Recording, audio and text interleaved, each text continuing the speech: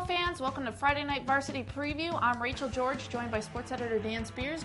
It is state championship week, and we've got one team left, so this is the all Wallace-Rose Hill show. All Wallace, all the time. That's right. The Bulldogs into the state championship for the first time since 2005. Will face Mount Airy there. Certainly the matchup we picked when the brackets came out. Yes. What do you think about this game? I think that, like you said, this is the game everybody wanted to see. This is the game everybody's going to get to see. And it's going to be a good one. I think everybody involved should be very happy to get there. And now they're going to, somebody's taking home a state championship. That's right. Well, certainly the Bulldogs plowed their way through the East to get there. If you ask me, they didn't play a good team in the bunch. No. Averaging more than 40 points in the playoffs, giving up less than a touchdown. This is going to be their toughest test. How do they try to handle a Mount Airy team that won the state championship last year and has won 31 games in a row? Well, two things. One, you said, they did not play the greatest competition in the world, but it's the playoffs, and this is when weird things happen. And Wallace didn't let a weird thing happen to them. They went out and beat the crap out of people. Yes. And, those were, every time we look up at the scoreboard, it's Wallace 21-0, and it's in the first quarter. They went out and took care of business. I don't see why that changes when you play a good team.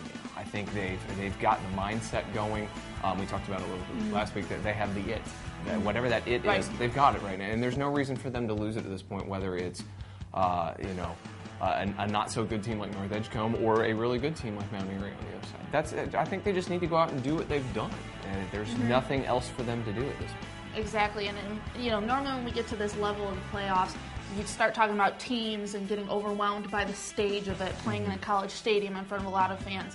The turf will be different, the stadium will be different, but there's tons of fans in the dog pound every week. I don't think the crowd is going to really be a factor for them. I know Coach Joey Price is a little worried about the turf, but Scott Bradswell played there 2 years ago when they won it and said, you'll adjust, it'll be fine, it'll feel just like a game. Definitely, they want to win this one.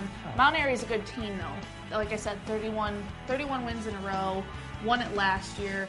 I was surprised, though, in the Western final, they had Robbinsville and had to come back to beat Robbinsville, which is a team I've had ranked below Wallace for about the last month of the season. So not as perfect a team as we thought. Definitely something that the Bulldogs can win, but going to have to continue playing the way they have been. The interesting part, and you'll read about it more in the Star News and at Star News Online this week, we're actually going to be exchanging stories with the Mount Airy News, talking about some of their players, their matchups, and things like that. Their best player, Luke Wheeler, is the Conference Player of the Year. His brother before him last year was the Conference Player of the Year when Mount Airy won a state championship. He hurt his hand in that in the West final. Apparently, according to Thomas Smith's story from the Mount Airy News, he couldn't even buckle his chin strap with his own right hand. His teammates were doing it for him.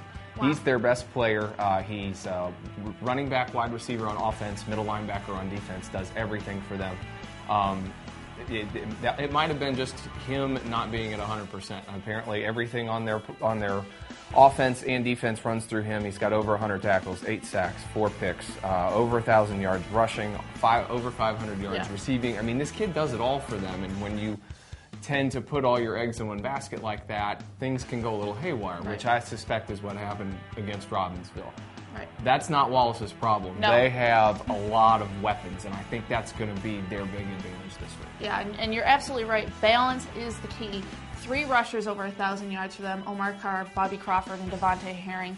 When we were writing about the defenses last week for the Eastern Finals, they have 4 or 5 guys rated 100 tackles and some pretty close to it. So there's no one guy you have to take out of the equation. You have to, completely oppress that offense and that defense, and that's difficult for teams to do.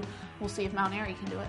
And I think the other thing is the kids from Wallace have figured out that, it might not be my week, but it's going to be somebody else's. Right. When Omar Carr struggles, Herring's strong. When Herring struggles, Crawford's strong. When somebody says, okay, we're going to put 9 in the box, well, DeJuan McKenzie throws it over the top of them, and they still lose. I think that's going to be Mount Airy's big problem is what do you pick to stop at this point, and I don't know if you can stop all the pieces. Right. Well, we'll certainly see how it goes. That game is Saturday at noon at BB&T Field at Wake Forest University. We will, of course, be there with highlights, everything. We will have a live blog, so if you can't make the trip, check out starnewsvarsity.com. I would be remiss if I did not remind people for our Southwest Onslow fans, they also have made it to the state championship. We'll be at the same place at BB&T at 4 p.m. on Saturday. And as Dan just told me, if you buy tickets for the Wallace game, you can stay and watch a Southwest Onslow game. So I'm sure some of you Southwest Onslow fans will get there early and watch a good game in the small 1A. Like I said, highlights, game coverage, we'll have it all this week at Star News Varsity. Be sure to check it out there and on the blog. But for this week, for Dan Spears and myself, Rachel George, this has been Friday Night Varsity Preview on StarNewsOnline.com.